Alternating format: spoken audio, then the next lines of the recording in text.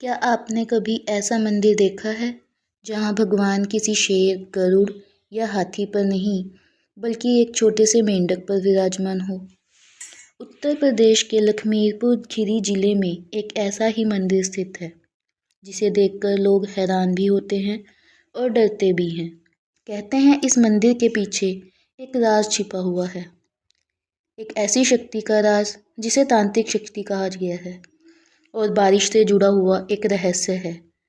आज हम आपको ले चलेंगे यूपी के रहस्यमयी मेंढक मंदिर के पीछे एक पूरी सच्ची कहानी में। उत्तर प्रदेश के लखीमपुर खीरी जिले में ऑयल नाम की एक जगह है। यहीं स्थित है एक अनोखा मंदिर, मेंढक मंदिर, जिसे लोग फ्रॉग टेम्पल के नाम से भी जानते हैं। इस मंदिर का निर्माण 19वीं सदी में हुआ था और इस मंदिर को बनवाने का श्रेय राजा बख्श सिंह को जाता है, क्योंकि राजा बख्श सिंह ऑयल रियासत के सबसे शक्तिशाली और विद्वान शासक थे। उन्हें तंत्र मंत्र, ज्योतिष और वास्तुशास्त्र में गहरी रुचि थी। कहा जाता है कि उस समय ऑयल और आसपास के क्षेत्रों में भीषण सूखा पड़ गया था। बारिशें बंद हो गई थी, फसलें नष्ट हो गई थी, जनता भी त्रस्त हो गई थी। राजा ने जब यह दशा देखी तो उन्होंने कई यज्ञ करवाए, कई मंदिरों में पूजा करवाई, लेकिन बारिश नहीं हुई। आखिरकार राजा निराश होकर तांत्रिक विद्वानों और ज्योतिषों से सलाह लेने लगे। तो उन्होंने बताया कि जल तत्व को शांत करने के लिए प्रकृति के जल जीव का प्रतीक आवश्यक है और जल का सबसे प्राचीन प्रतीक मेंढक को माना गया है, क्योंकि मेंढक ही एक ऐसा भारतीय तंत्र है जिसमें वर्षा, उर्वरता, जल संतुलन का संकेत माना जाता है।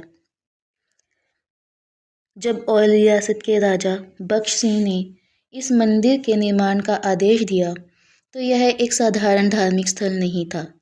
यह मंदिर तंत्र, वास्तु और प्रकृति के संतुलन पर आधारित एक विशेष संरचना था। आखिर मेंढक का ही आकार क्यों चुना गया? तांत्रिक ग्रंथों के अनुसार मेंढक पृथ्वी और जल तत्व के बीच सेतु माना जाता है। मेंढक धरती के अंदर भी रहता है और जल के आने का संकेत भी देता है। वर्षा से पहले मेंढकों की आवाज़ को शुभ माना जाता है। इसी कारण पूरे मंदिर की नींव और आकृति एक विशाल मेंढक के रूप में बनाई गई, ताकि भूमिगत जल और वर्षा चक्र को संतुलित किया जा सके। भगवान शिव को मेंढक पर क्यों विराजमान किया गया? यहाँ सबसे बड़ा रहस्य छिपा है। तांत्रिक परंपराओं में भगवान शिव को जल तत्व के अधिपति के रूप में भी पूजा जाता है, क्योंकि शिव गंगा को अपनी जटाओं में धारण करते हैं और शिव संहार और संतुलन के देवता हैं। यही नहीं, जल ही जीवन और विनाश दोनों का कारण भी है। जहाँ शिव जल को संतुलित कर सकते हैं, वहीं वह विनाश का कारण भी बन सकते हैं। शिवलिंग की स्थापना किसने की? स्थानीय मान्यताओं और राजकीय अभिलेखों के अनुसार भगवान शिव का शिवलिंग स्वयं राजा बख्श सिंह ने स्थापित करवाया। यह स्थापना राजपुरोहितों और तांत्रिक विद्वानों की उपस्थिति में हुई। यह एक विशेष मुहूर्त में किया गया अनुष्ठान था। कहा जाता है कि उस दिन जल संबंधी तांत्रिक मंत्रों का उच्चारण किया गया।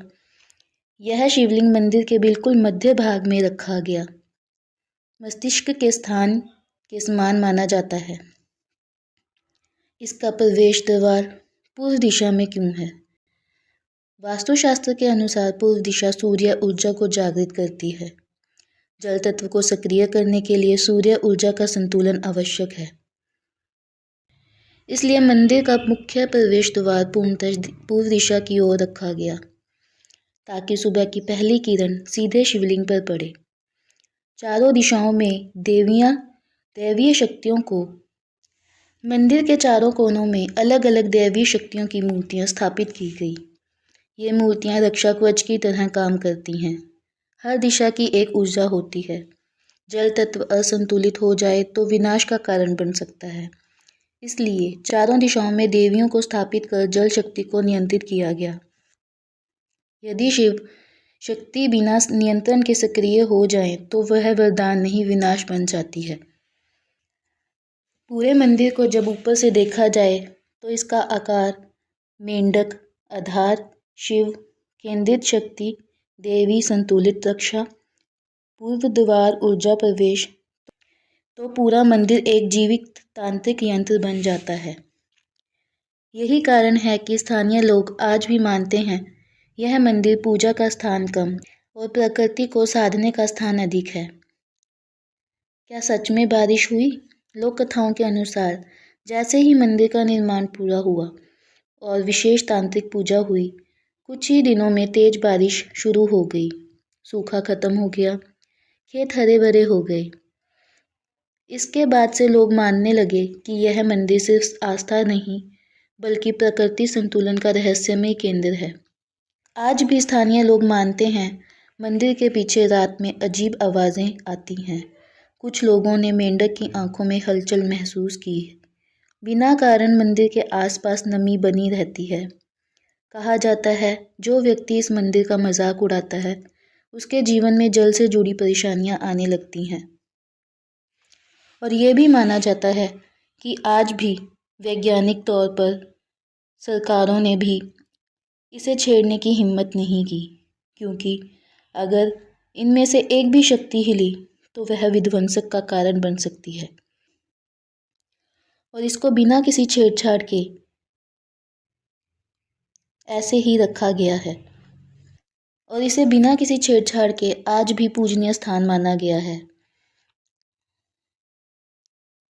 एक छोटा सा मेंढक, लेकिन उसके पीछे छुपा है तंत्र, प्रकृति और शक्ति का ऐसा रहस्य जिसे विज्ञान भी पूरी तरह नहीं समझ पाया। क्या ये सिर्फ संयोग था या सच में मेंढक मंदिर के पास कोई शक्ति है? अपना जवाब कमेंट में ज़रूर लिखें। धन्यवाद।